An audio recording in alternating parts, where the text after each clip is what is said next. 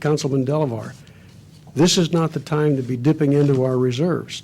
We've been doing that for the last couple of years, and we don't know what the future holds for us. We may need those reserves later on, a lot more than we need them now. So I'm concerned to get down to a balanced budget without using reserves, and for this year and next year. Thank you very much. A couple of thoughts on the budget real quick. One of my, I know I don't get a lot of heartburn over the economic development position that's been created. I am concerned, though, with why we're shooting $5,000 to CREDC. And I say that because, we used to be a player in CREDC, and as far as anyone can remind me or has been unable to remind me, we saw no economic development from that. And so I'm trying to see where, by sticking $5,000 in that organization, that's somehow going to benefit us. Is it a placeholder for us to just play nice, and we're just almost kind of like a $5,000 here, we're doing our own thing, but don't be mad at us. I don't know what the reasoning, the logic is behind that when they have not been at all engaged in our city or trying to recruit us, at least as far as I know, to be a part of their organization. And so that's one area of concern. The other one is I would direct to Councilwoman McDaniel. I appreciate you very much. I hope you know that. But at the same time, yes, I do. At the same time, you did vote for $45,000 worth of LED light bulbs last year. That money could have gone to the Humane Society, but unfortunately now it's going into light bulbs. So their votes have consequences. And so when we're looking at finances and we're looking at things that we... Two different budget years, pardon me. You can carry it over. It would be a carryover. But it's not the same issue. No, but it's money out of the general fund that could have been used for that in the next year.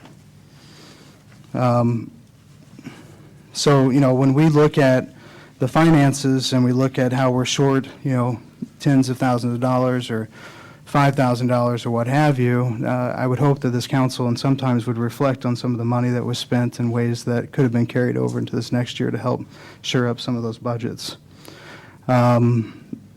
The other thing I would also bring up too, in regards to the boards, Molly, thank you for this agenda. Perfect.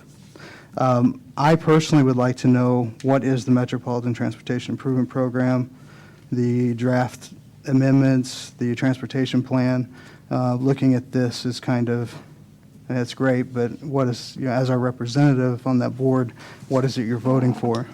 I can send you the documentation. Okay. It's all on the RTC website, the entire agenda packet. Okay. If you want the MTIP and the MTP themselves, and not just this, they are documents probably about like that, but on paper. But I'll send you this. This is the actual packet that I get every month. So I'll send you an electronic copy of that if that's satisfactory to you. That'd be great. However, okay. Yeah, just so kind of know what's going on in that department would be great. Thank you. And then also with the Mosquito Control Board, my friend, are you? Do they also govern the parks for the cities as well, or are they for the county? How's that? Because I've seen them down in Clark Park. So it's a Department of Health, and they do. Countywide, they do everything. My understanding is that they do everything from stormwater retention ponds, even to catch basins under the street where the stormwater comes in, and they drop the sediment out before it goes. They have 2 trucks and a staff of roughly 5, and they apply a very specific larvicide that is very specific to the little bitty pre-mosquito mosquitoes that are called wigglers, technical term. And they apply those pretty much countywide. Some of it is actually applied from helicopters. typically early in the morning when the wind is non-existent. One of the reasons that we, and especially Camas, locally had a very tough mosquito season this year is that Government Island over there in the Columbia, Mosquito Control Board's not exactly clear on this, but it's our understanding that it's actually owned by the Port of Portland, and that the Port of Portland had contracted with Multnomah County to do mosquito control over there. The port pulled the funding, so Multnomah County didn't treat the island. And there's an additional problem that if you fly over the island, you'd know that the interior, approximately half of it, is really a lake or a swamp anyway. And there's a water control structure that is supposed to let that fill only slightly during high water events and drain quickly during low water events. And that has been broken for about 3 years. None of these are Clark County problems. None of them I mean, they end up being a problem here, but they're not within Clark County's jurisdiction. So, I was going to ask you about Goop Park over in Camas because it's a mosquito haven. it was especially difficult this year, and also the weather this year contributed also to that. But the Mosquito Control Board has a budget of slightly over $400,000 a year, and approximately a third of that is spent on aerial spraying from helicopters.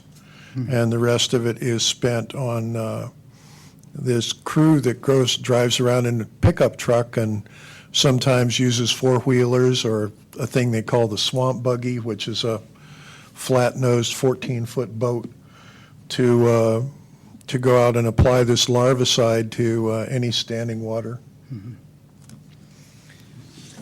Yes. I just have one real brief comment. Forgive me for not asking this earlier. I meant to ask it and follow up on this. Do we know, either RJ or David, do we know whether the camera lens was sold on eBay that we surplused? It hasn't yet? Okay. Okay, thank you. Has it been, it was listed though and it just didn't sell? It hasn't listed yet. Okay. Follow through and do that. Okay. Yeah, I don't mean to put pressure on you. I just wanted to get an update, but thank you very much.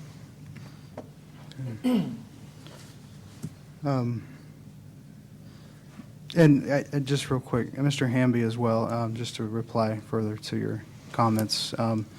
Your comments were also written in the paper as well. And